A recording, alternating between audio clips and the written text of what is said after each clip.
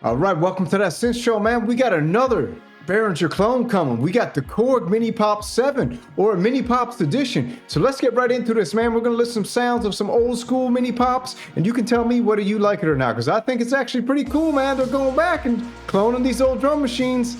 It's time to get excited. Let's go with that Synth Show.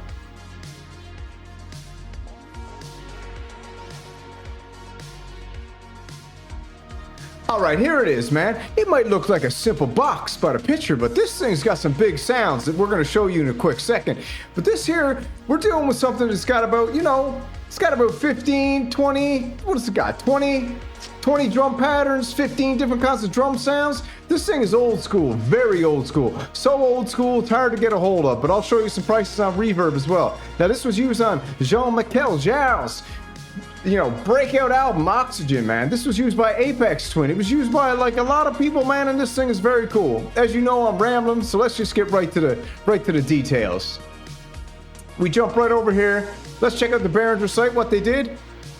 Before we get going, they got the Pro 16 coming. The Prophet clone, that's right in the works. Look at the circuit board, it's ready. We're excited to share an update and an achievement with you. This recreation of the iconic Prophet 5 with a twist. 16 voices. So this is my problem with Behringer. I wish they would just call this something else, their own thing, because to take a Prophet 5, kind of like schematics and sound, and add, a ton more voices, come on, you're gonna add 11 more voices, just call it your own thing. But anyways, it's still amazing. I love Behringer, you know the deal. But let's get down to what we really came here for. Oh my God, we didn't come for this too. This is a Lindrum. Behringer's just got it ready. That's the original. We keep going. Oh my God, they got another one coming. Are they gonna clone the EMS Poly Synthy Analog Ultra Rare? $38,000. Behringer's gonna bring you that for $29,000. This is all new stuff. I didn't expect to even see this on here, because we wanted to come to this. But look at that for a second.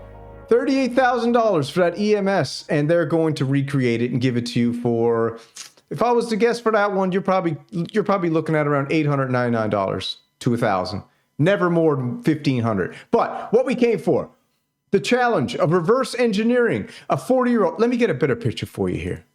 The challenge of reverse engineering a 40-year-old product. Reverse engineering a 40-year-old product is incredibly challenging. It's challenging. Everyone says they got no R&D, but man, come on. To reverse engineer something, it's hard enough to engineer it. Just imagine reverse engineering it without all the ideas from the original people. All right, so let's check it out. We got many original components are obsolete, requiring recreation substitution with modern equivalents, which must match the original specs closely to keep that sound. But just look at that. We did a little inspection here, and that is in fact the Minipops from Korg, from the Minipops series, and that looks like a Minipops 7. So before we go reading anything, let's go just look at this real quick. Oh, look at that beauty. That's the Lindrum. And if you look in close, looks like they're using the Electron style drum machine. Very interesting. And that's a beast, baby. That's probably 2 feet across, 1 feet high. Huge. But let's get what we came for. Let's check out some Minipop sounds. This is from the website Kevin Schroeder.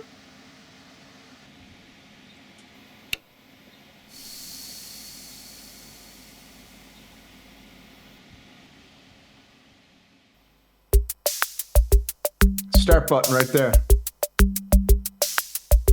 So they got the kind of the RD to CR78 kind of sounds in here. So they recreated these chips now. They can make all these old beauties because it's a similar era, 1966.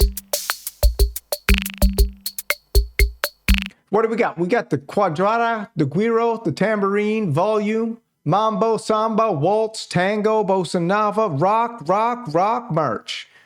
All right, cool. Super simple drum machine, won't show it all. I'll throw it down in comments. Let's check out the next one. This is from Analog Audio. Super cool site. I've already liked and subscribed, as per usual.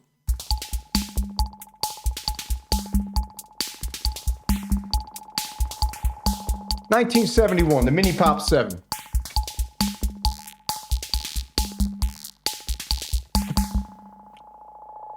Cool camera work, man. Big time.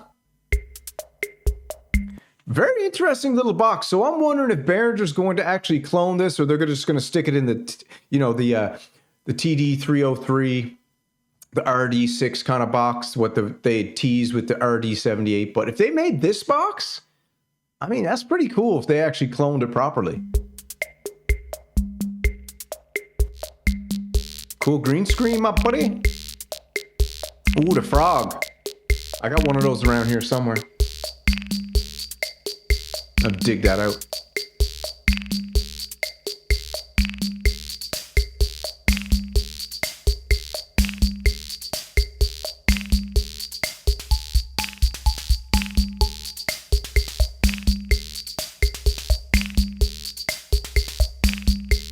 Very cool. Let's move ahead.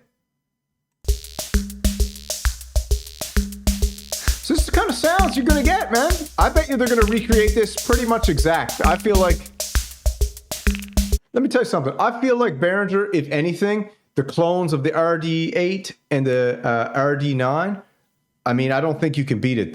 I almost think they might be better than the originals, dare I say. They're absolutely loud and booming. So their drum clones are just dead on. And the fact that they got these chips worked out with cool audio.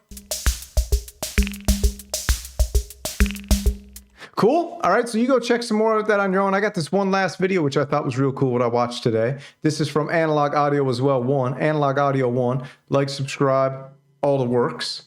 Let's check this out real quick. I know the guy talks for a little bit, and then the sound just kicks in. Minipop 3, 5, 7, 335, 120, and a Junior. You get to hear them all right now. Hi. I want to show you some of the P.S. This video is from 15 years ago. early drum boxes from Korg, the Minipops series from the Legend. 60s and 70s. They have great grooves which you can use in many electronic styles, for example. And I didn't use any equalizing at all for the recordings, by the way. Okay, thanks. Let's have a look. No equalizing.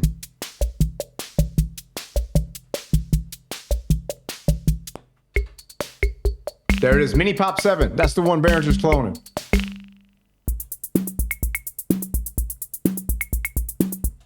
Deadly.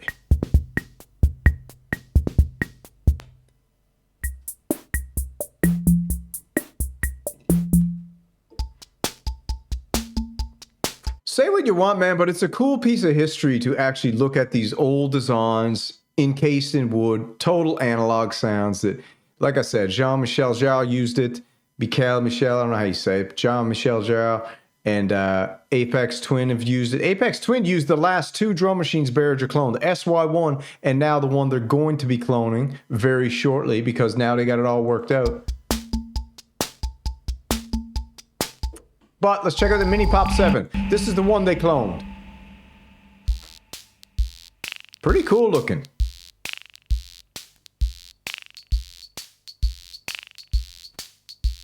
They got that little frog, man. I gotta show you the frog. Where is it?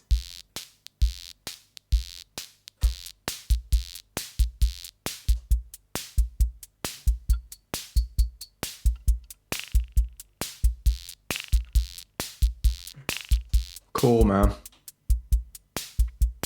Man, Behringer's the best. Come on. This is gonna be like $299. Give me a break. Maybe $199.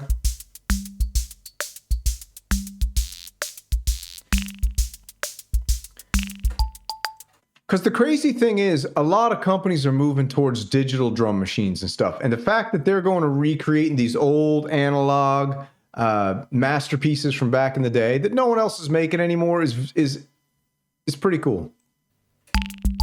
Did I say it was pretty cool?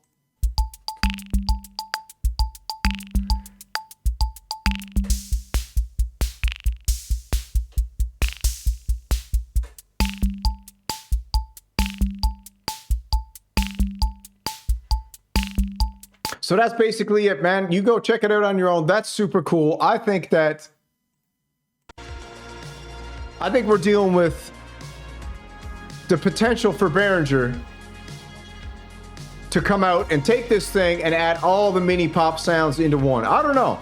I know the Behringer likes to switch it up, and they just don't give you, like you just saw, they're cloning the Prophet 5, and they're turning it into a Prophet 16. They're giving you 11 extra voices. Okay, this is the kind of stuff they're doing. So I guarantee you right now, if they're going to do a Minipop series from Korg, a clone, they're not just going to give you the Minipop 7. They're going to give you probably the whole breadth of all those sounds and all the Minipops, because they probably all had similar chips. I don't know if they do, but I would guess they all probably have a similar vibe to them, as we heard. But anyways, that's that synth show. I hope you guys have a great night. I got to go get some dinner with the missus and relax a little bit, because I got to get up to morning, go to work some overtime so I can get a hold of some synthesizers. All right, man. Take it easy. That's that synth show. Shoo, shoo.